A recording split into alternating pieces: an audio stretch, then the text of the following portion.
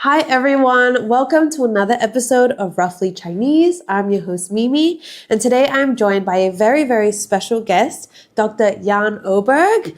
So nice to have you here with us. Good to be here. To launch into this extremely exciting discussion that I'm very much anticipating. I would love if you could introduce yourself to our audience, a little bit about who you are and what you do, even though I know our audience is already a big fan of you. Okay.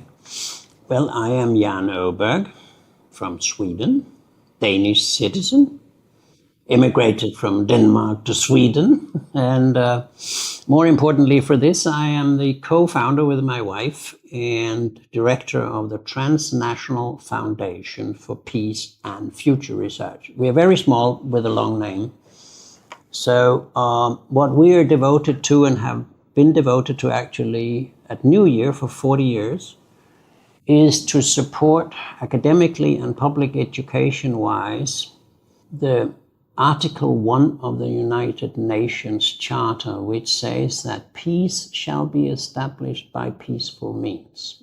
That means basically all countries in the world, with the exclusion or with the exception of, let's say, Iceland and Costa Rica, everybody's violating the UN Charter because we are not prepared and not spending much money on preparing ourselves for peaceful ways of achieving peace. We are arming ourselves to death, and that's what we're working against. I'm not a Gandhian because I do not live as clean a life as he did, but we are inspired by Gandhi and Martin Luther King, Sun Tzu, and others who have been intelligent thinkers about how to reduce violence. I see myself as a conflict doctor, meaning if you cannot come up with some solutions that help reduce the disease, you're a bad doctor. And the disease we have in the world at the moment is overuse, like drug, narcotics, drug misuse of weapons. More weapons, more weapons, more weapons. And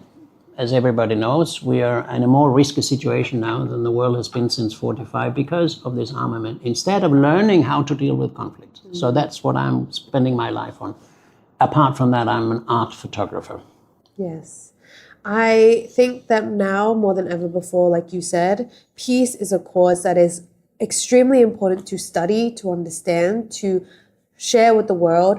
And at the same time, it seems to be almost like a far away, imaginative idea because, like you said, of the militarization, the armament, the billions and billions of dollars spent on arming every country in the world, really, but mostly coming from the heart of the war lovers who are the United States. And yeah, that's NATO, if you will. It's not only the United States, but led by the US. You have this huge arms industry and arms believing organization called NATO, which I think is something like 60% of the world. It's a few countries, but it's 60% of the world's military expenditures. But I would say everybody is guilty for this misuse, this drug addiction.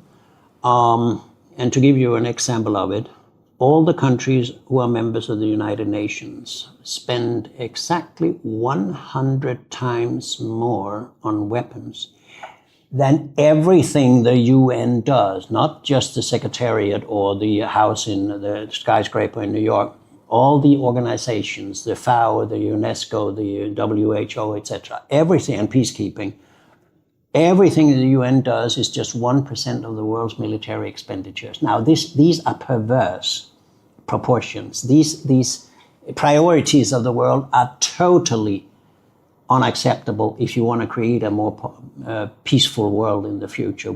Peace goes through knowing a little bit about how to analyze a conflict and how to do negotiations, diplomacy, whatever it takes to say, instead of weapons and killing each other, because then you just add a problem. If I smash your face now, you will be more angry with me than you were because we had a disagreement about something to begin with. But if I do like this to you, you'll say I'm a bad boy for two reasons, right? So I would say the reason people are using and governments are using weapons is that they are conflict and peace illiterate. It may sound like an arrogant thing to say, but if we could learn about conflicts, learn about how to go about it when we disagree about things and come down from the trees, we could create a beautiful world. That is very moving to me, because I think, Thank you. like you said, it's not arrogant, it's actually true. I think people don't even know how to fathom conflict resolution or understanding how to create a peaceful world together. And that has been the question on everybody's minds. And so we really need researchers like you who come up with actual answers and who get to share that with the world. I was telling you a little bit before, but I myself lived in New York for quite a long time. I lived in the West for a long time. And I think for so long I was desperately searching for an alternative to what the US calls, the US acts like it is the world. The US acts like it is the core, heart, center of the universe. Yeah. And there are actually alternatives out there that we need to continue to research, that we need to continue to study, which I think is very important. And so I wanted to ask you, Yan, what is the defining moment for you that made you want to launch yourself into this work, you and your wife? I think that was a gradual process, but there were a couple of things that then happened. It'll only take me about 2 hours to explain. Please. Okay. I had a headmaster in my high school who was Denmark's most important pacifist. And he wrote books about nuclear weapons and why we should avoid them. And he and his wife had been, and that's a very important thing in Danish history, had been the organizers with friends about securing that 7,000 Jews could get out of Denmark and in safety to Sweden. And that was risking their own lives. So that was, he talked about these things. He had met Einstein, he had met Albert Schweitzer. His name was Åke Bertelsen. And so as a young man, 16, 17 years old, I began to listen to that there were other ways of thinking, right? That was during the Vietnam War years. And then I began to study sociology, and I ran into two persons who have changed my life. One was Håkan Wiberg in Sweden, who became my advisor on my PhD, who was a peace researcher. And then if you will, one of the founders, perhaps the most important founder of the academic study called Peace and Conflict Research, Johan Galtung from Norway, who died a couple of years ago, 93 years old. And so I was planning to become an industrial sociologist. I was interested in what makes people happy at their workplace and things like that. And then I began to, thanks to these people's inspiration, I began to see that sociology can be applied to the global society and not just to families or factories or my national society. So it opened my vista, if you will, of the world.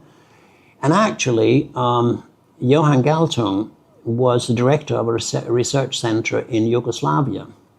So the three of us were quite knowledgeable, but I was the young guy and they were older professors. They were quite knowledgeable about Yugoslavia.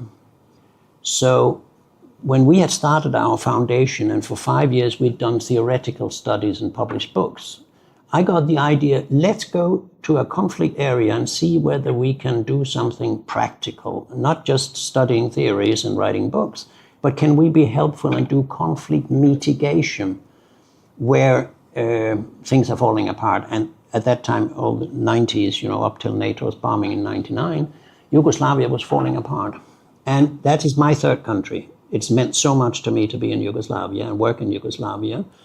So, long story short, the wars in Yugoslavia made me totally convinced how stupid war is, how devastating it is, how many wounds it gives people, how much trauma it creates. And I taught young people at reconciliation seminars, Serbs and Croats, crying together because they had experienced the same of their parents killing each other's parents, right? And then I must say the worst I've seen in the world was when I was in Aleppo, eastern Aleppo, Syria, in December 16. I cannot describe, without being very emotional about it, the destruction I saw of that beautiful place, which, by the way, was on the historical Silk Road. Aleppo was the second large, and Damascus, Syria, was the last point of the Silk Road in that part of the world. And that destruction was so, I mean, I've seen Vukovar, I've seen other places, but I tell you, this was extraordinary in terms of total destruction. I walked through streets where you walk in about half a meter of belongings to people. They have thrown it out because they had to run away and just take the most important, like passport and their jeans and whatever, and their kids, of course, with them, but had thrown out everything else. Now, I was there the days in which the Syrian government and the Russians liberated eastern Aleppo from al-Nusra. That means America and Western supported terrorists who had occupied eastern Aleppo for 4.5 years. And I saw these children coming out after 4.5 years. That means in many cases more than half of their lives they had lived in warfare. And those eyes I will not forget, because these children, let's say 5-10 years, they had seen more bad things that any human being should see in a whole lifetime. Yes. So I have, intellectually, I knew violence was a bad idea because I read basically a lot of what Gandhi wrote, and I've studied nonviolence of other theoreticians and Gene Sharp and whatever. But seeing the reality, that convinced me 110% that there's the most useful, the most necessary, the most meaningful life you can live is to work for peace. Yes. And peace means that these children, there should not be any children who see this, and that grieves my heart to, see what's happening now in Gaza and elsewhere. It's done by people who don't know what war is. Those of us like UN people also who've been there can see how stupid it is, how immoral it is, how disgusting it is that we have no more respect for human lives. And we can even become big statesmen or lead nations or think we should have the Peace Prize even if we have killed enough people, right? Yes. These kinds of things have made me a dissident of the system, if you will. Yeah. I must say one more thing is, I did my military service, only partly 3 months, and with bayonet learning how to kill. But after I served done my military duty, I wrote to the Ministry of Foreign Affairs, Ministry of Defense in Denmark and say, this was the most meaningless thing I've done in my life, and if you call me up and there's a war, don't expect me to turn up. You deserve compensation for your time. Yes, please. Yeah. I didn't ask them anything. I just said, don't count on me in the future. So yeah. That was a time, when ministries were supposed to also write you a letter back. And the letter kind of said in between the lines, it's not a great loss for Danish defense that you will not turn up, because I was not a good soldier. Well, I think that's something to be proud of. And I think you should be proud of also of being a dissident of this system, because it is brutal. Yeah, you cannot be. Exactly. You cannot not be, if you've seen it. Exactly. And I think it's so important that you have seen it for yourself. But what is absolutely devastating is that this violence is not a thing of the past. It is happening right now, currently, as we speak, despite the ceasefire. And so that is something that I wanted to talk to you about, as we explore these notions of peace. We've also been bombarded with imagery of violence, of destruction, of genocide that is that has been happening in Gaza for over 40 years, but more so in the last 2 years. And so, I think we have this peace agreement that has been conjured up by Donald Trump. And I think the air quotes here are very, very important, because Donald Trump is heralding himself as a master of peace in the Middle East, which is absolutely disturbing because, as you just said, in Syria, this has been happening for a long time. The US has been bombarding the Middle East and work with West the terrorists. Asia, and working while with officially terrorists. saying we're fighting terrorism. Exactly, for such a long time now. And yet, in the same breath, those same Americans, that same American administration can step up and say, but we are the peacekeepers here. And I just wanted to ask you your thoughts on the current, just what is happening and Trump's self-declared peacekeeping, and whether you think America can even open its mouth and call itself that. I mean, we know the answer is no, but I'd love to hear you elaborate. Well, Mimi, you're raising a question which has so many dimensions. You're probably aware of that. Let me try to take one other point. First of all, a polemical comment. It's quite incredible that the Western world, the US in particular, cannot see, but the whole Western world cannot see that it's a genocide in Gaza. But America has been arguing for years that what happens in Xinjiang is a genocide with concentration camps, right? I was there for 1 week, traveled around, saw everything in Xinjiang last year. And of course, it's total bullshit in the sense that this is going to be probably the most interesting region in China in the future, connecting the West and China. But that's a long story. We're not going into this. But it's funny that you cannot see a genocide that is televised for two years, more than that, roughly 2 years. Just about. But you can invent one which did not happen. Secondly, it was two different ways of fighting terrorism. The Americans decided after 9/11 to fight terrorism all over the world.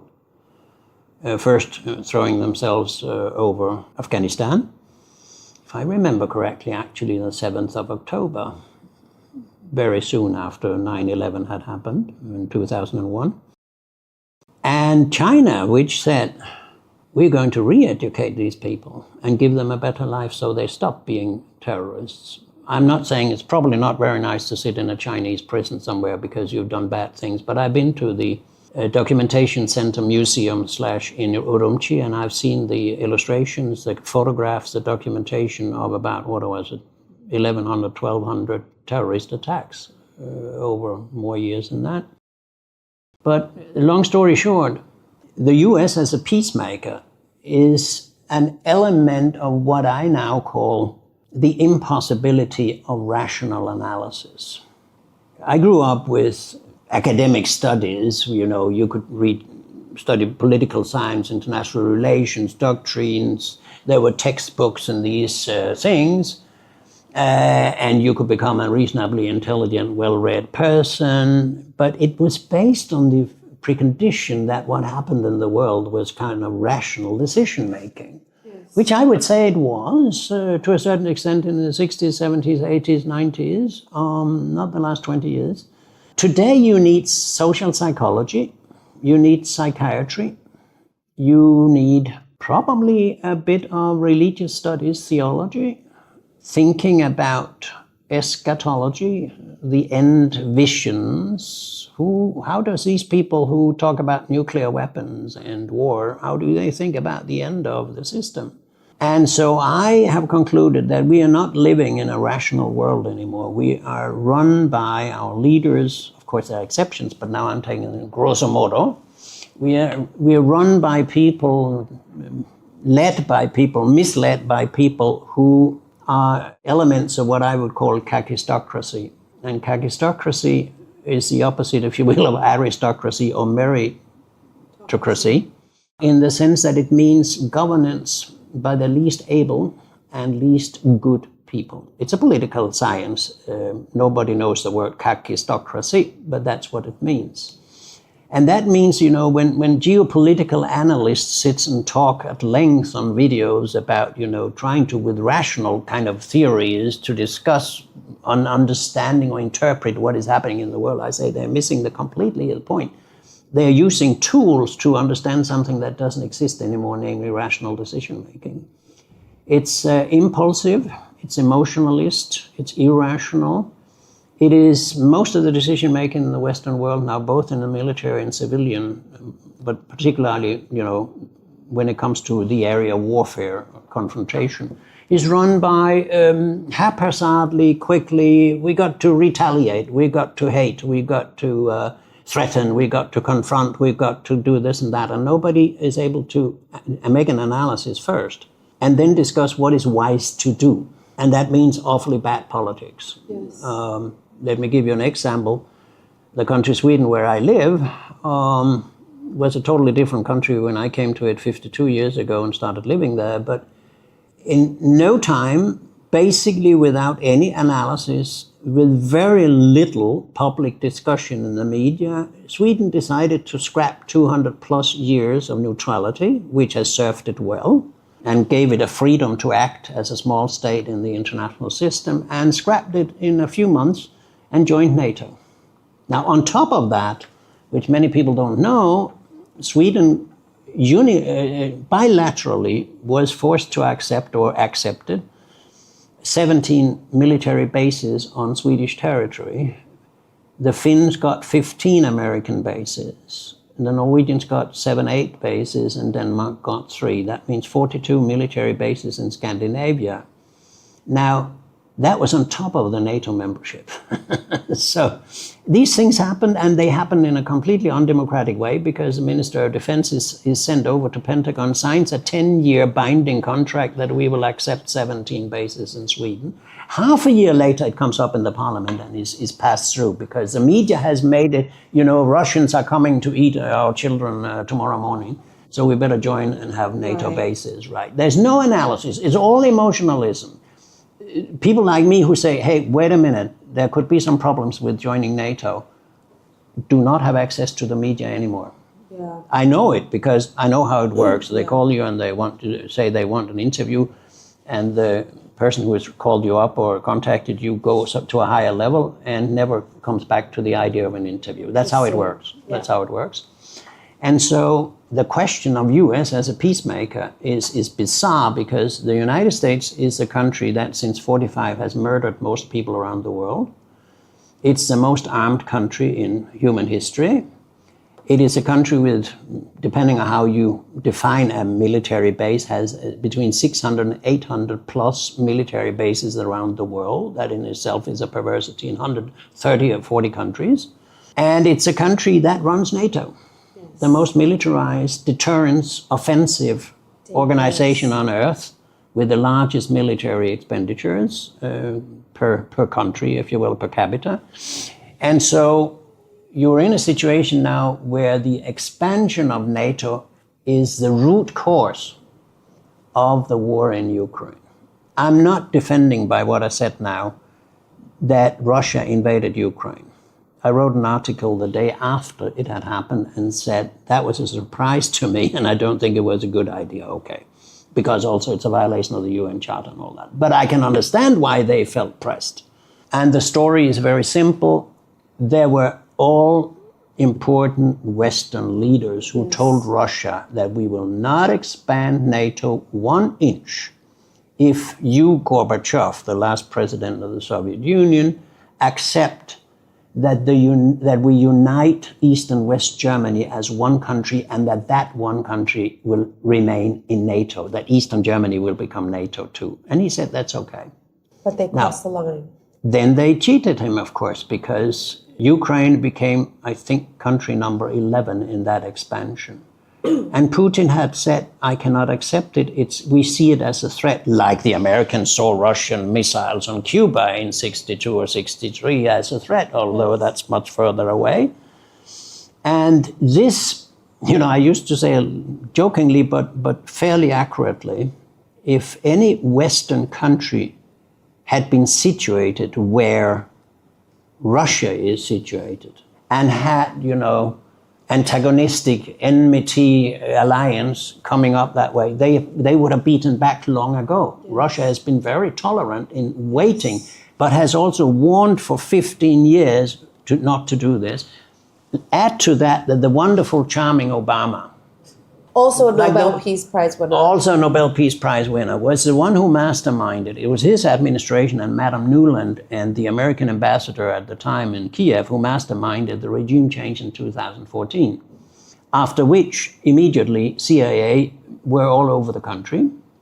After which, they built the army. After which, they killed 15,000 Russians in Donbass and elsewhere, right? So, if you put these things together, what I've just done now is what you cannot read in the media. Yes. In the media this was an out of the blue, full-scale invasion, unprovoked invasion of Russia into, and look what these guys can do. Yes. Because that is a distortion of history.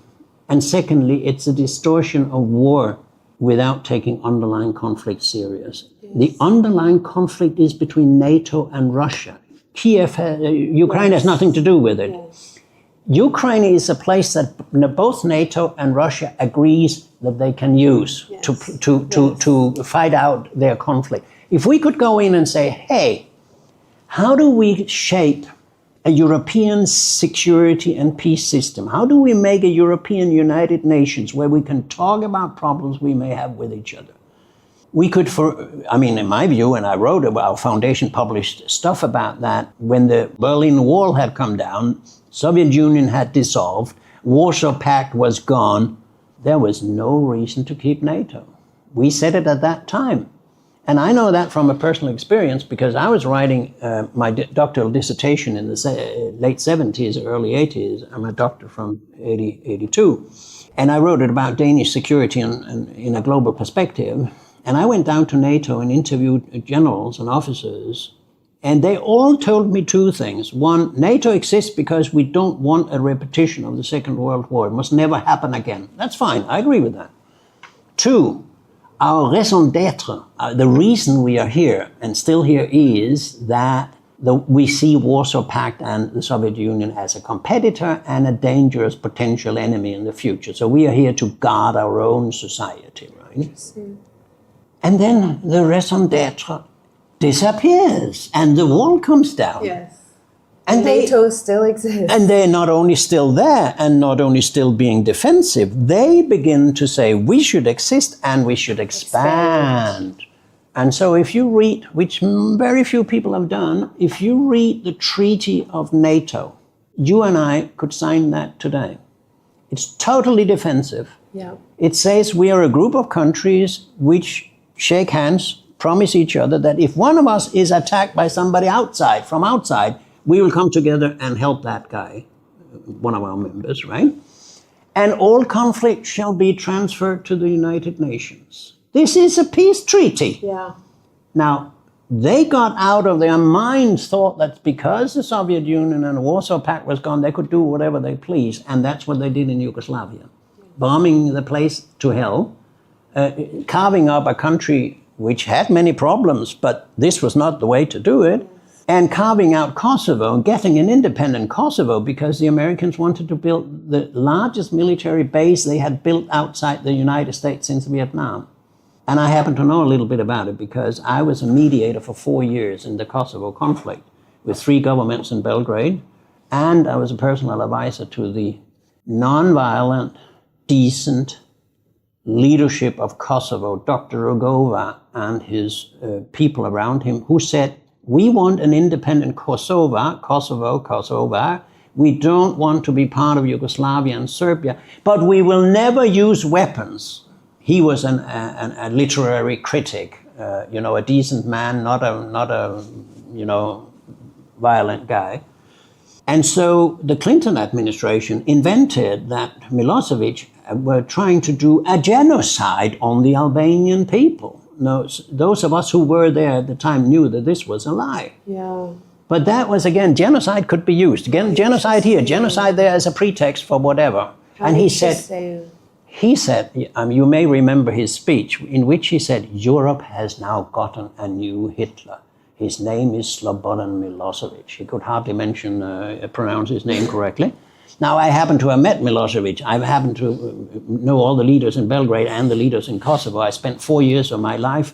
And what we did was to produce a peace plan for a not a peace plan, but a plan for a negotiated solution. We never said what it should be the result. We just said, here is a structure in which you can sit down and discuss how to solve this problem, whether you want to be a protectorate or you want to be an autonomy or you want to mutually, whatever. We never said what it should be, and that's the wisdom of China also.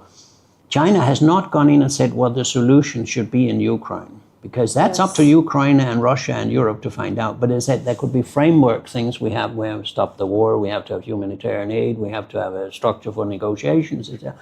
That's what an intelligent peacemaker does. And then comes in a mediator, and the mediator interviews all the parties in a conflict, which are many more than we know normally, and ask people 2 questions. What are you afraid of? What do you think happened? Why did it happen? And what could you live with? What do you want in the future? I mean, these are, I wouldn't say simple things because it's hellishly complex when you sit in the situation physically with lots of people, right? But making peace is a science and an art. The art part of it is that in order to discuss solutions you have to have a view of a possible potential future. Yes. You have to seduce, if you will, in quotation mark, people into saying, what kind of relationships, what kind of society would you like to have in the future that you would prefer to have rather than continue the war? Give people better opportunities and war, and they will say yes. Yeah. Nobody's doing that today. Nobody is doing that today. Nobody has asked the Russians, nobody has asked the Ukrainians, nobody has asked the Europeans, how could you live together in peace with each other? What is the model here? Yeah. And I say economic zone, I say make southern Ukraine a new Chechen, development, high-tech, whatever. They have the enormous technological and economic development also in Ukraine. Make Ukraine perhaps a new Switzerland. Move the United Nations headquarters to Kiev. The US cannot be a host anymore of that organization, the way they mistreat their host role. I mean, you can discuss it. The moment, if you cannot envision the future, some kind of future, and discuss what would you like, you cannot make peace. That's why I'm saying it's a science. There are certain rules for what you do, a rational thinking. How do you go about making peace? Like a doctor would say, I know something from my medicine books. Now I'm doing surgery on this patient. I got to know a little bit about where to cut and where to do things right. But you have to have a vision of the future, of the patient's future when I've done it, and the conflicting patients, Yes. what kind of life they could live, which would be better than continuing the war. Yeah. I would say it is so simple compared to just letting the war continue. What is happening now is an intellectual and moral disgrace of all parties. And then you're back to the question of Gaza, which I jokingly say Trump would probably come to call it Las Vegas. Oh, yikes. You see, I mean, you have to, black humor can help a little bit sometimes, because the world is exactly treasure. what he wants to do, yes. Yeah. And you're back to that because here you have a guy who has no idea about how to talk with the parties, who is the major participant in the conflict due to the US support of Israel, which means the only country, not the only country, but that country definitely cannot be a mediator, because per definition, a mediator is somebody who is neutral. Yeah.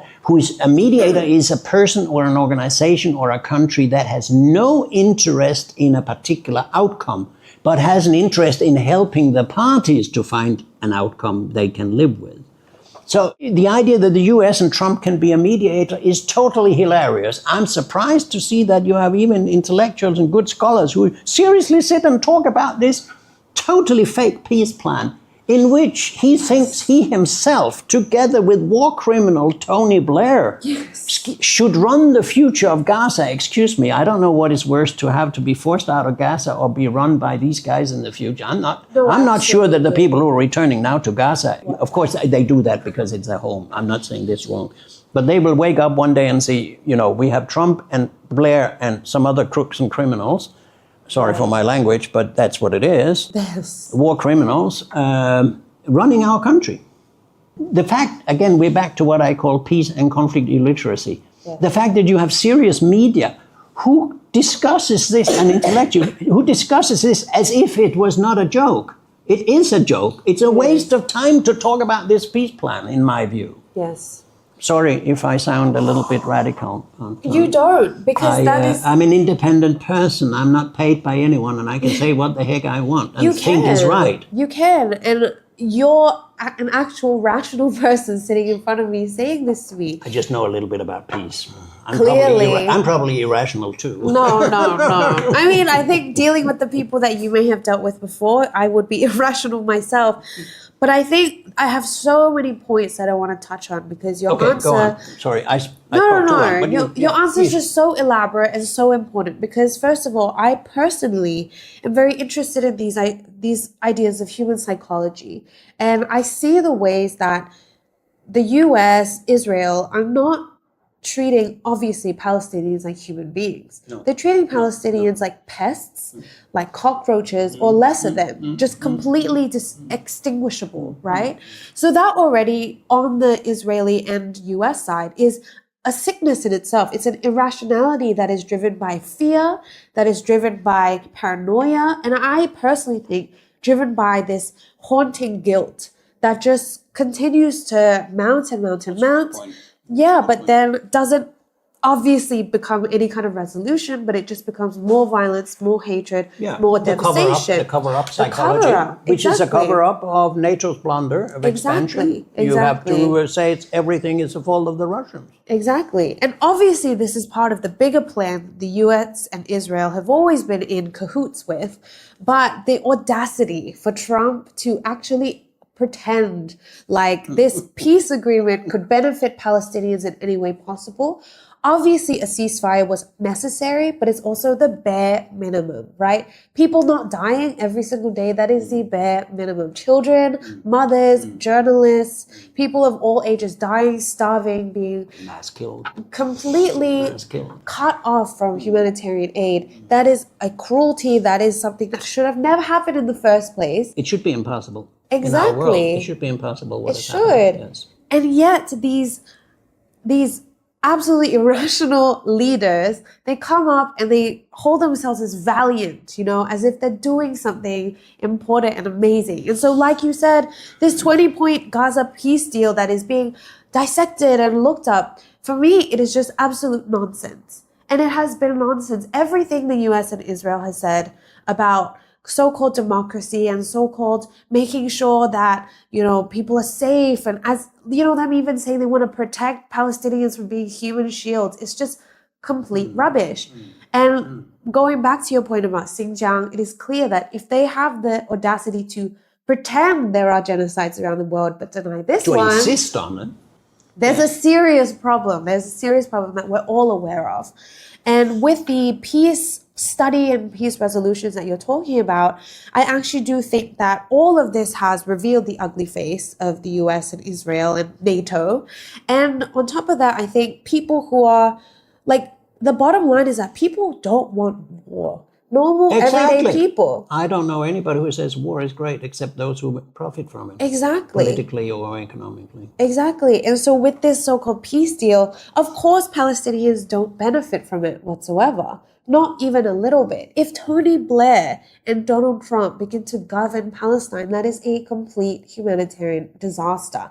I mean, the fact that Trump is governing the US is already a humanitarian disaster, right?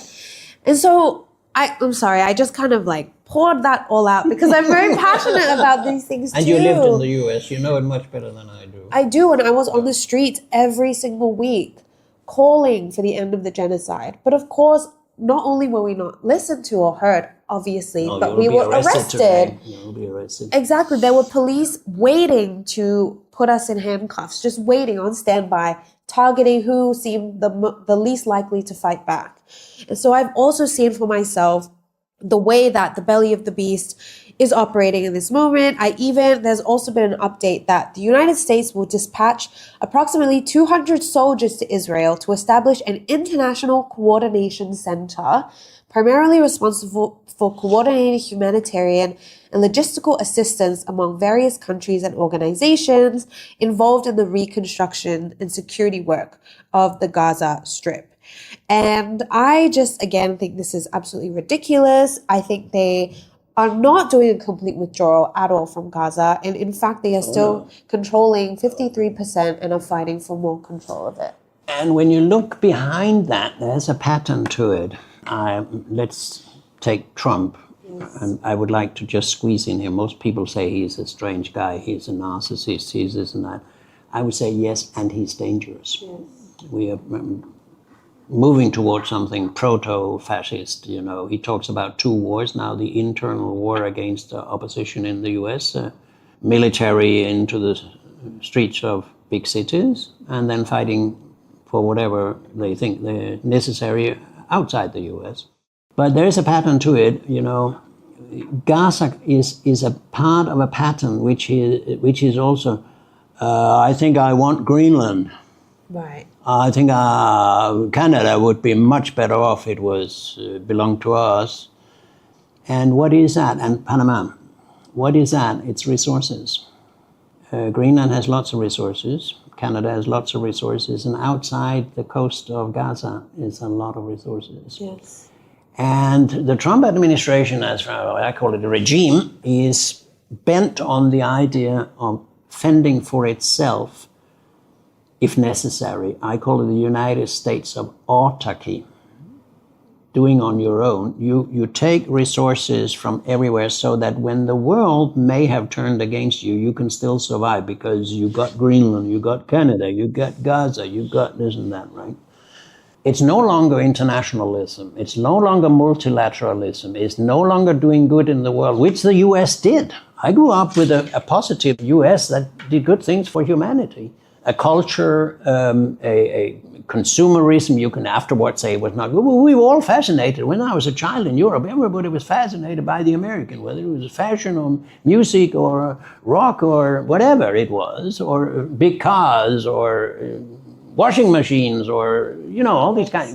We can laugh of it today. It was pop culture. Yes. You even had fantastic artists like Robert Rauschenberg and Lichtenstein and Warhol and all these people who influenced the world positively. I'm a collector myself of this art from back in that time. So I've never been an anti-American. I want your viewers to know that I've never, and I am not an anti-American. I cannot be against any people.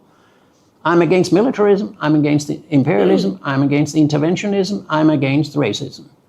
But I'm not against the US society. They can shape their society the way they want, but they can't shape the rest of the world in their own image. Those days are gone, and if you don't accept that limitation, you will fall. I mean, what's so interesting... And mind you, all empires go down. Yes. All empires go up. You take the Ottoman, the Roman Empire, the British Empire, whatever, the Soviet Empire, and they have a period of thriving. Everything is listened to. They have people or countries that obey them, and then the danger comes. You believe that you're all-powerful, you're omnipotent, you're number one, so you cannot learn anything from somebody higher up. You can just teach those who are under you. That's where it goes wrong.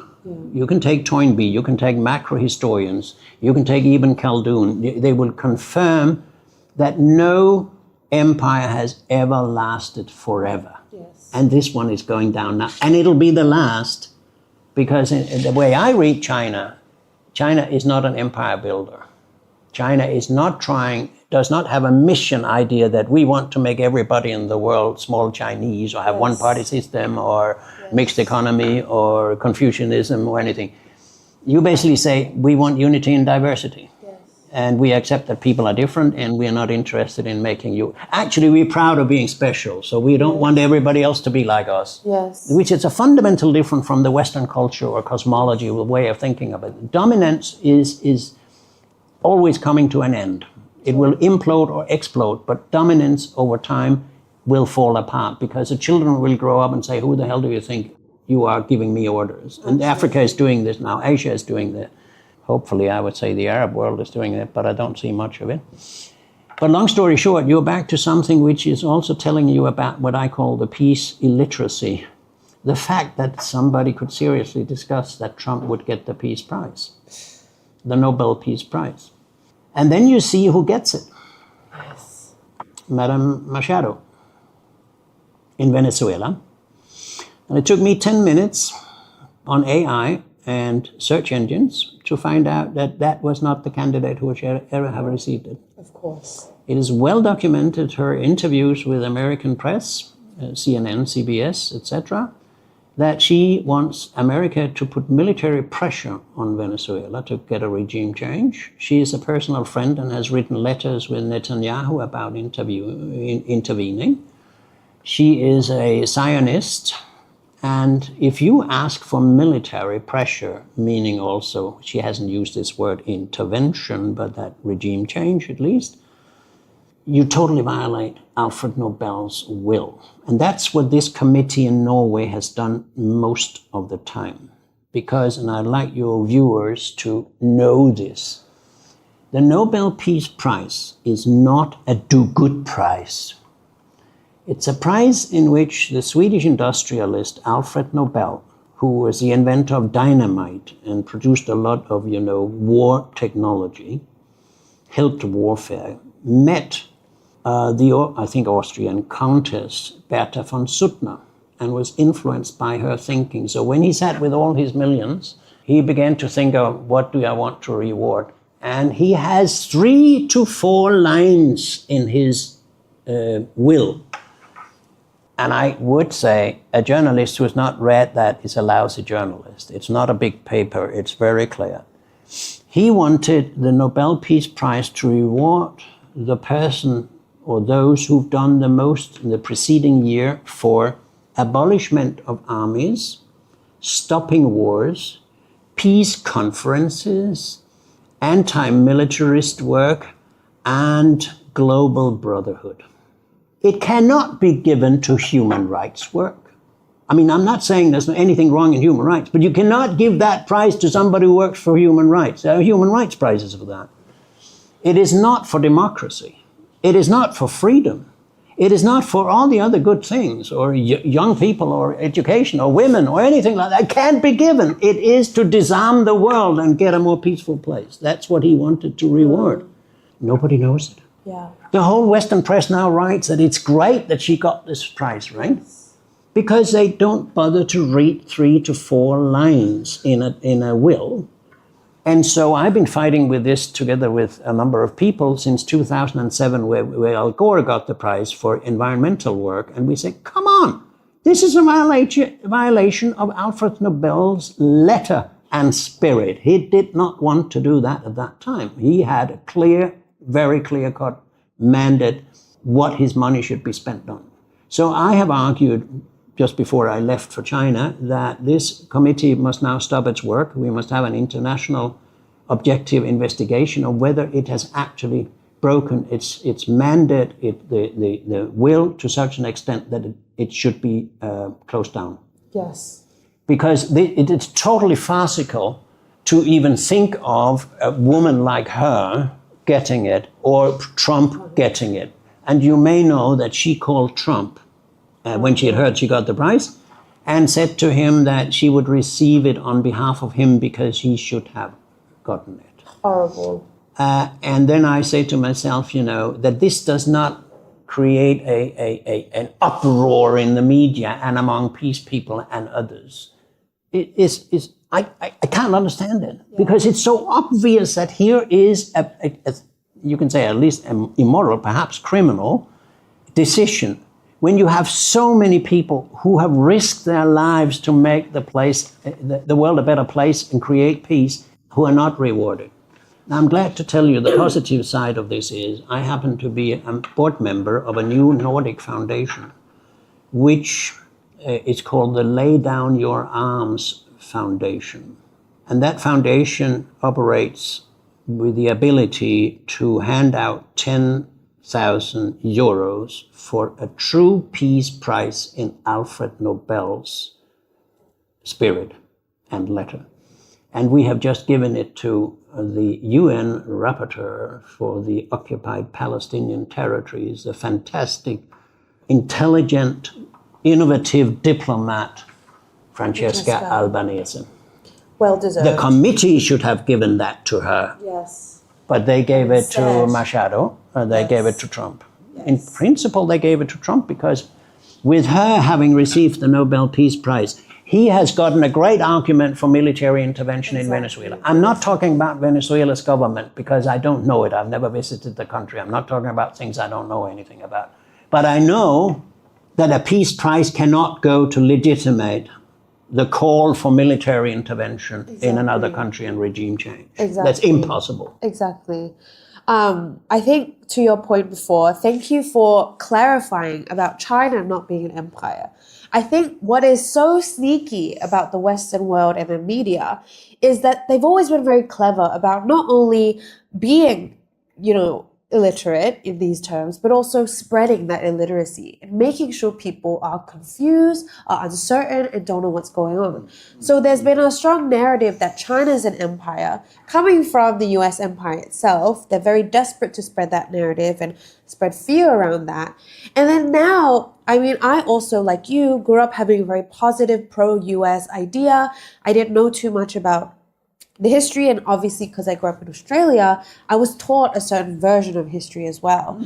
But even the artists, even all the pop culture that we like, they were all used and eventually manipulated by the CIA and various organizations within the US to align with its imperialist agenda and to make it a hegemonic power, right? And I actually think the Nobel Peace Prize is just another example of that, something that they've now used in order to further the US intention to be a hegemonic power. Because like you said, Marina Corina Machado is just an arm, an extension of the US war machine, right? She is, like you said, Trump's ally. She's Trump's friend. She made a phone call with Trump. Norway is a NATO country. There are limits to what you can do. You couldn't give it to Daniel Ellsberg or Richard Falk or all the other good Americans who fought for peace all their lives, or anti-nuclearism, because that would be offending to the United States. But you can give it to somebody who would offend China or whatever. That would be fine. Russia, of course, and you can give it to women who in Ukraine did human rights work and women's work fine, but also the same people who got the prize a couple of years ago argued for more weapons import so we can fight the Russians. You know, this is so. I have a hard time understanding how they get away with it, because if we had free media, if we had investigative journalism, this prize would have been denounced across the board from the left to the liberal to the conservative press and say, that is not possible within the limits of Alfred Nobel's Peace Prize. Yes. But that's what it is. But you're raising another point, which I would like to just give a quick comment on. This idea that China will become an empire, a new world dominator that we must stop, has to do with a psychopolitical projection. Yes. And there's a lot, we talked about psychology and irrationalism. There's a lot of what is happening now where you blame somebody else for something you know that you did 10 times worse yourself, right? Russia should not have 1/10 of our military expenditures because that's dangerous. But it's not dangerous for Russia that we have 10 times more military than they have, right? But we should have that. They are the bad guys, so we are the good guys. We project all our dark forces. This is psychology, if you will. I'm not a psychologist, but I read a little bit about it. The other thing is the utter ignorance in the Western world about China. Because, and I wrote an article recently about it, the Chinese, generally speaking, of course there are exceptions, but generally speaking, knows the West much better than the West knows China. Yeah. And it's so easy to just use this projection of our own imperial motives or hegemonic motives and say, everybody will do like that. And that has to do with a third, intellectual failure of the West, namely, you can understand China by applying only Western concepts. So if we have been hegemon, we apply our hegemon concept to them. It could be that it doesn't fit China. I hope I'm right, not that it will not go to the head. There's a tremendous success in this country that you will keep humility, careful decision-making and all these things, because otherwise this could also, because success is dangerous. Yes. It could also go wrong. But in the genes, if in the social cosmology, the deeper way of thinking of the Chinese culture, I do not see any wish to dominate the whole world. Work with the world. I mean, if I listen to what your government and your president is saying, it is one initiative after the other for cooperation, for international law, for the UN Charter, for peace, for the 5 principles of peaceful coexistence. Now, you can be, of course, of the opinion in the West that all this is propaganda and a lie. Behind that is a very bad guy, right? But I have seen too much in this country to have any qualms or any hesitations about that. It is, China thinks differently, if you will, as a collectivity from what we do in the West. And the mission idea is foreign because the Chinese, like the Japanese, want to be special. They don't want anybody else to be like them. Yes. So long story short, we are doing all the bad things we should not do if we wanted to create a cooperative world. I mean the 12% of humanity who lives in the Western world. The 88% fortunately lives outside. Wow. And what I'm interested in, and will spend the rest of my life in, is to understand more of the 88%, because I see no hope with the present. I mean, everything can change, miracles can happen. With the present attitudes of the Western world, the European Union, the Trump regime, I don't see how it can survive as it is. And I don't see a leadership, an elite who wants and understands the writing on the wall, that if you can't beat them, join them. Yes. That would be the best for themselves. I mean, the idea of decoupling from China, you look at the economics, you look at technological development, you look at cultural development, you say we're going to maybe decouple from. And I asked myself, when Madame von der Leyen is using these types of words, how would they feel if China said, we're going to decouple from you guys, right?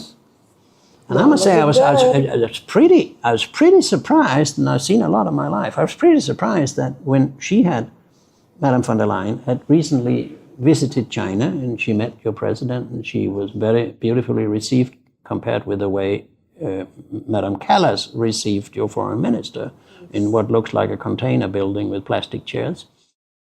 She comes out, von der Leyen, at a press conference in Beijing, and she says, we're going to make it to work.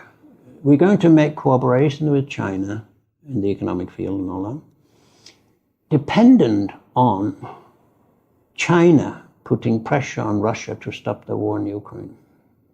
Now that's fantastic in my view, and it's a fantasy, because she represents the whole leadership. First of all, she's a leader of 400 million people to a certain extent. She says that she will make it conditional upon China putting pressure on Russia. She leads the organization who, together with NATO, has said, we are not going to use diplomacy with Russia. We're not going to talk to Russia. We have canceled Russia. We've canceled trips. We've canceled flights. We've canceled diplomatic relations, or at least cut down embassies. We don't want Russian cultural people to play orchestras or pianists in the West. We have stopped Westerners from seeing Russian media, which is a violation of human rights and international law, convention from the 60s in Geneva. She has the guts to tell your country to be put pressure on Russia, because she does not want, and everything she stands for with all the leaders in the European Union and NATO, we're not going to talk with Russia. But we're going to tell China that if they don't, we will have nothing to do. We'll de-link from China, right? I mean, when you're in that, you're living in your own world. You're not even living with some kind of principles. Because if you think pressure should be put on Russia, grab the phone. That's where I have a little positive attitude to Trump. He doesn't follow the rules. He say, okay, I'll talk with Vladimir. And then sometimes you go completely wrong or whatever. But if we don't talk with each other, we cannot solve any problems. Yes. I have lived through all the first Cold War. We always had confidence-building measures. We had Russians coming to the Swedish harbors, exchanging, having dinners with, drinking together, the Swedish Navy. We had politicians who met. We had confidence building, which Urho Kekkonen, the Finnish president, spearheaded. You had Willy Brandt's Ostpolitik, the rapprochement with Russia, opening up. You had him also kneeling down at the Warsaw Memorial, apologizing for the war the Germans did. But we had always, the nucleus of the conflict was, anyhow, we must always have contact with each other. The most dangerous thing now is that there's no contact. Yes. Maybe there is behind the scenes, I don't know, you don't know, but having the guts to tell us somebody else should do our job that we have refused to do. We are so pissed with the Russians that we won't talk with them. I mean, this is too much for me. Yeah. This is too much for me. This is so amateurish. It is irresponsible and without principles. And it's also not really working towards peace at all, right? I don't think that is the intention of the framework. And again, it's all this language of pretense and freedom and democracy and saving this person or that nation, but it's utterly false. But I wanted to move to a sunnier, warmer, brighter topic, or it is connected all to what we've been talking about, but we've been talking so much about, the US's war crimes and everything that it has done wrong for generations, right? But at the same time, I think because it is flailing so hard as a collapsing empire, people are seeing through it.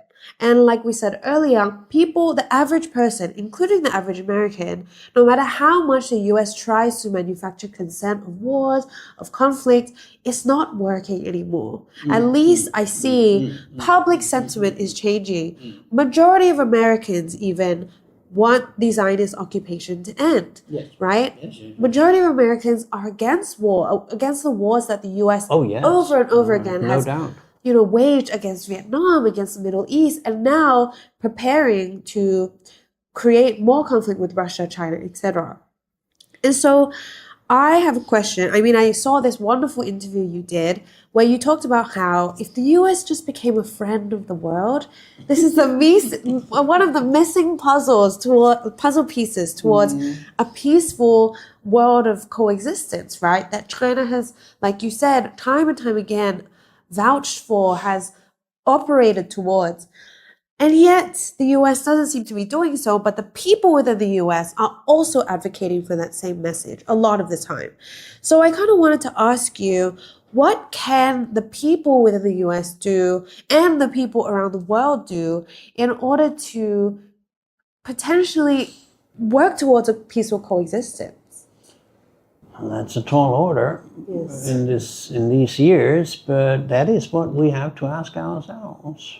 Let me, before I answer your question, that one, I'm glad we're now going to something, if you will, positive, because I have the philosophy as a doctor. You may have to go through, because of the diagnosis and the prognosis, you may have to go through a very difficult surgery. We hope you will heal and become a healthy and happy human being again.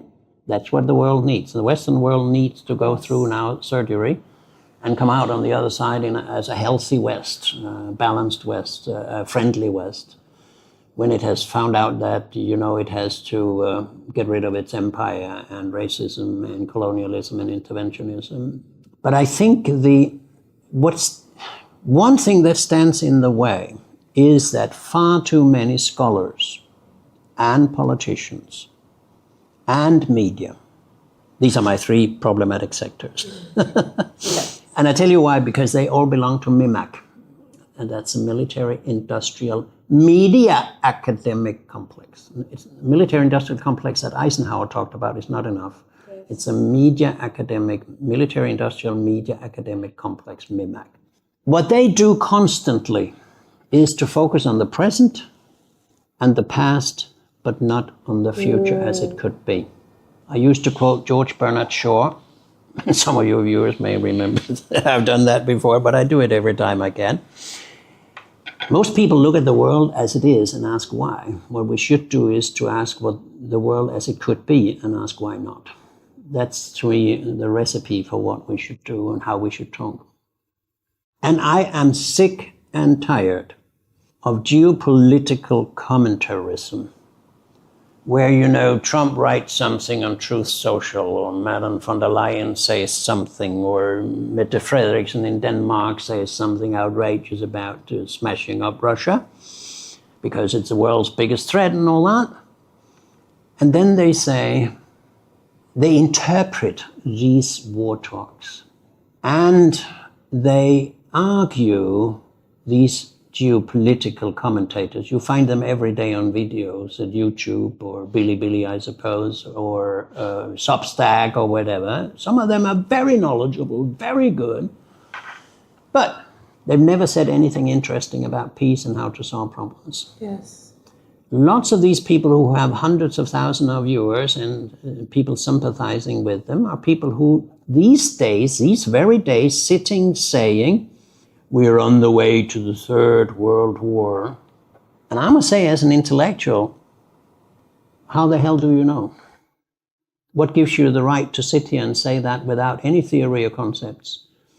What these people are doing is to air their own fears and pour them out over the viewers and those who sit and want some ideas to begin to act, as you said. So if you're told that we are this close to the Third World War, why not take another bottle of wine and enjoy life as long as it's there? Why should you go to the streets? Why should you begin to write letters to the editor? Why should you go and demonstrate? Why should you blah, blah, blah? Leave your job in the military, industrial, media, academic complex, for instance? Why should you do all these things if war is coming around the corner? Yeah. One, we don't know that Ukraine will spread to the rest of Europe. It's still a limited war. After 3 years, they have not been able to take more than 20% of the country. And it was not a full-scale invasion. It was anything, but it was less than 1/10 of a full-scale invasion. If you wanted to take Ukraine, you should have spent about 1 million men to do it. They put in 137,000 or something like that. No. Nobody says that that will spread to Europe as a conventional war. There's no proof, no theory, no concept that says that a conventional limited war in Europe will go nuclear. That's what the strategists have been saying theoretically. We don't know. They could have an interest in saying, oh, if there's a war, a conventional war, there will also be a nuclear war. And then typically for the West, if it should hit us in Europe, God forbid, I live there with my family, if that happens, it will develop into a world war, nuclear war, the Third World War, right? Excuse me, how do you know that? Yeah. They have no theory behind this. This is lousy intellectual, anti-academic work. And that's one thing which I could criticize because there's no theory, no conceptualization, no intellectualism behind saying that. It's just hypotheses, loose hypotheses. But I can also say the real damage done is that people who want to act and do something, they are discouraged from doing it. Because if you hear that the nuclear war all over the world will all be gone, you don't mobilize your energies and say, yes, I have hope, I'll work for this, I'll work for this. And that is the problem we're living with. Everybody's too occupied by history and the present, but too little occupied with the future. Yes. Probably because the West does not see that it has a future. But that's a long story. You argue here in China for, where do you want to be in 20 or 30 or 40 years from now, and your 5-year plans and all this kind of thing. Many plans. But yes. There is a future-oriented discussion, and it is influenced by peace thinking too. That's what fascinates me. I'm not happy with everything I hear and see, but it's an attitude to the future that we don't have in the West anymore. And that interests me as a sociologist and a peace researcher. So I think it's a damn duty of an intellectual, at least if you're a peace researcher, which there are very few, I'm a dying breed, you have a damn duty to come up with proposals, solutions, even if they're considered romantic or they're considered unrealistic. The first thing you hear people in the system say, oh, it's not realistic. Now, how realistic was it to get rid of slavery? The first few people who started working at that, they think they can get rid of slavery because slavery was a natural thing, right? What about cannibalism? What about absolute monarchy? What about child labor? What about the very short time it took for people to stop smoking at public places? So every little change that becomes a big change is considered unrealistic or impossible in the beginning. I like to work with impossible futures because one of them could be the real future. So if you ask me about peace, I would say scrap everything that is offensive. Scrap the theory of deterrence, because deterrence is a promise that I can kill you thousands of kilometers away where you live if you don't do what I say or if you do something I don't want you to do. But I don't have the intention. I just have the ability to kill you and mass kill your children and whatever. Imagine that instead we all had Chinese walls. I mean, not in the physical sense, but symbolically speaking, we are all able to defend our own society, but we're unable to attack somebody somewhere else. Yeah. I tell you what, war would disappear. And so some people would say, if they're radical in terms of nonviolence, they would say we should not have weapons at all. There should be no weapons in the world. I would like that to be possible, but I would also say let's start with a little bit less of a task, namely to say let's convert all military to defensive defense, short range, limited destruction, tight, fast, mobile, so we can defend our own territories, whether China or Denmark. Secondly, combine that with civil resistance, combine that with nonviolent resistance if you are anyhow occupied or you misused, and combine that first of all with early warning of violence in conflicts that look like they might become violent. We should have early warning. We should have somebody who is out early. You know, the longer a problem lasts, the more difficult it'll be to solve. Right? If you take your flu, the earlier you attack it and do something about it, the easier it is to do something about it, right? So early warning is terribly important. And then education for conflict understanding. We should not get rid of conflicts. We should get rid of violence. That's a hell of a difference. Yes. Because any family, any school, any workplace, any political party, any society has conflicts and will always have it, otherwise you're a dictatorship. Yes.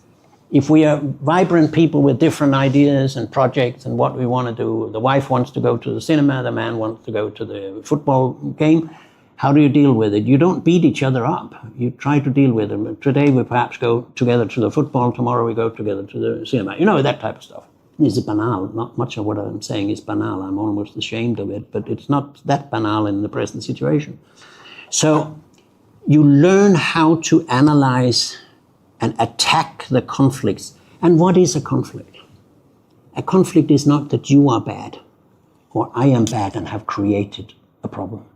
A problem is something that stands between you and me, and you have done something to that problem, I've done something to that problem, and it has not worked. Conflict resolution is problem resolution. It is the wrong thinking in the West is that conflicts is about bad people, evil. Yes. From Freud and onwards, it's about evil. You're evil. That's why I have but I'm good, right? It's this dichotomy between you're evil and I'm good, and you're doing bad things to me, and I'm trying to be so good to you, right? Look at a conflict as a problem. What is a problem? Who is party to it? Who has this problem? Why has it been created? What is the problem that led to the war?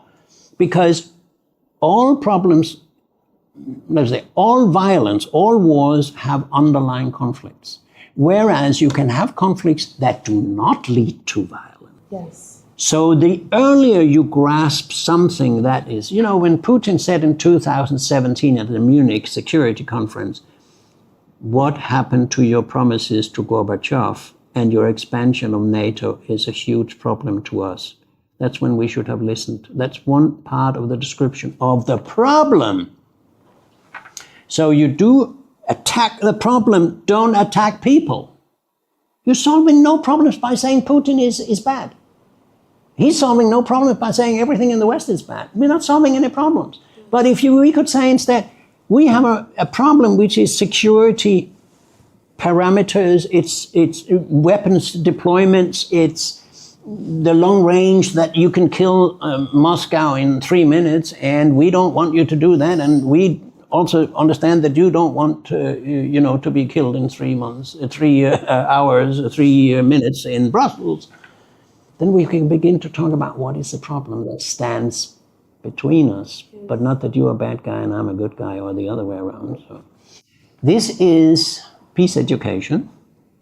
And when you get there, you don't need weapons.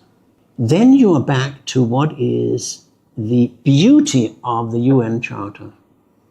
You should, in the first 6 chapters of the UN Charter, you work with civilian means to handle conflicts. And only in chapter 7 can you organize a military, let's say, to throw A out of country B that he has invaded. And it will be under UN command, not US command, but UN command, not NATO, but the United Nations. That's a beautiful idea. When we have tried everything, the last resort is violence. Now you have all these intellectual dwarfs and kakistocrats in the security sector who say the first thing we do is to start a war. Yeah. And have more weapons. 5% of gross national product is not too much. We need even more, perhaps 7 or 8 or 10 in the future, right? We're militarizing ourselves to death. Yes. Because every time you spend money on the military, you cannot spend money on constructive things, welfare, culture, health, education, etc. Yeah. So the world we could create is one which definitely, until further and until something better has been invented, is the United Nations Charter, international law, the norms built over 100 years that we must not throw out. And then each country could have a lot of reforms of the military sector. If you want military, that's a discussion. But what I say is military defensive only, non-offensive defense. The idea of deterrence, which can kill you thousands of kilometers away, will always lead to more armament, because if I can hit you, you want to have weapons that you can hit me with. A good defense is one that does not lead to overarmament. A good defense is a defense where everybody is on a low but effective level of the military. You see what I mean? It's a completely different perception of what defense means. If you accept military, you can say, okay, we should live in the ideal world where nobody has it. But what I'm talking about is basically, imagine the difference between two streets. In the first street, you have everybody walking the pavements and the streets, they have submachine guns. And imagine the next street, the parallel street, in which everybody is trained in jiu-jitsu. Self-defense. Only if you come to me and do something, you know how to get me down on the ground and defend yourself. But not with violence, with elegance, you know. You almost just described the difference between the US and China there, I feel. Well, China still is the second largest military power, very low per capita, but still, you know, the second largest, and you have nuclear weapons. Yes. These nuclear weapons can never be defensive. Yes. That's a misinterpretation, and it's something that you have in a way imported. You imported many things from the West, but this is what you should not have imported in my humble view, because you know, if you're illiterate, you use weapons. If you're literate, you don't use weapons as a first resort. Now, let me add to that. What we need is something along the beautiful, but not very radical, but beautiful and very timely discussion about global governance that your government has just published. To me, global governance is a very important thing to discuss, because we are a globalizing economy, we are globalizing military, we are to a certain extent a globalizing culture. You know, everybody knows ABBA in China and things like that, you know what I mean? And if we cannot make a globalized political democracy, I don't see how we make decisions in the future in the multipolar world, because what is it you and I can do? We can vote for some national leaders. I can vote for the Swedish or the Danish parliament members. I cannot even vote for who represents me in the United Nations or NATO or anywhere else. Now, I would like a globalized democracy where we would be able to elect global leaders who are sitting in, you know, Shanghai Cooperation Organization, right? Why should that just be government leaders? Why is the United Nations, which says we the peoples in the preamble, why is it government people who sit there that we have never elected? We need a second chamber, if you will, or assembly in the UN, which is NGOs, Citizens Assembly, which we have elected to sit there. It's much more important that you and I can vote for who represents our country in international forums than we can vote for our national parliaments, at least in my part of the world and my small country that come from a country with 9 million inhabitants. You know, most of the future of Sweden and Denmark is decided outside. What we do in our parliaments is less and less important for the future of what it is. Whereas we should know who is representing us in the World Bank or the European Union or the NATO or the UN. So I'm grappling with the question, how do we democratize democracy and also make it global. Yes. I don't have the solutions, but I'd like to talk with people who are willing to have a discussion about how do we make decisions in the future which is responsive to humanity's needs and wishes, fears, and future ideas. It's fine to see, Modi and Putin and Xi Jinping holding hands. It changed the world, that moment, body language. But where are all the people they represent at these meetings? It's government leaders who are running this world. It's a very little group. The whole group in the world who runs nuclear affairs and decides whether we should survive or not is about 500 people, military and civilians around the world in the nuclear states. Is that democracy? I'm not saying you can decide everything by asking the people, but there is something, and that's back to your question, there's something called citizens' diplomacy. There is a power we never focus on in our media and our discussions, and that's people's power. We're talking about all the time what governments come together and announce. And we say, oh, is that how they think? Oh, are they meeting? Oh, is that the plan? Oh, is that the declaration from that meeting? Where is this up and down dialogue between people and government at the global level? It may sound like a utopia, what I'm saying now, but I think that's what we have to discuss in the future. How do we make a more democratic, I'm not saying it can be perfect with 8 billion people, but how do we make something where people feel that if they act, if they discuss, if they have visions, if they write articles, if they do things, they will also see the world change at a higher level and not just in the local community where they live. Thank you, Dr. Yan Oberg, for all these incredible insights, and especially, I think, like you said, actually looking towards the future, actually looking at the alternatives that are available, and setting a comprehensible, step-by-step plan. I think people need to start thinking in more realistic ways and also really study peace instead of just fantasize about it. So thank you so much, Dr. Yan Oberg, for being with us today. Thank you for giving me the opportunity. We hope you can come back soon. I used to say, those who say, Tina, there is no alternative to what governments are doing, I say there are only alternatives to what governments are doing, and that's people's power. That's true democracy. There you go. But thank you very much for giving me the opportunity. Thank you. I don't get such an opportunity in the Western world. There you or go. my own countries. So well, in China, thank you very much. Thank you. And thank you so much, everybody, for watching this episode of Roughly Chinese. Please like, comment, and subscribe, and let us know what else you'd like us to discuss in the future. Bye. Bye.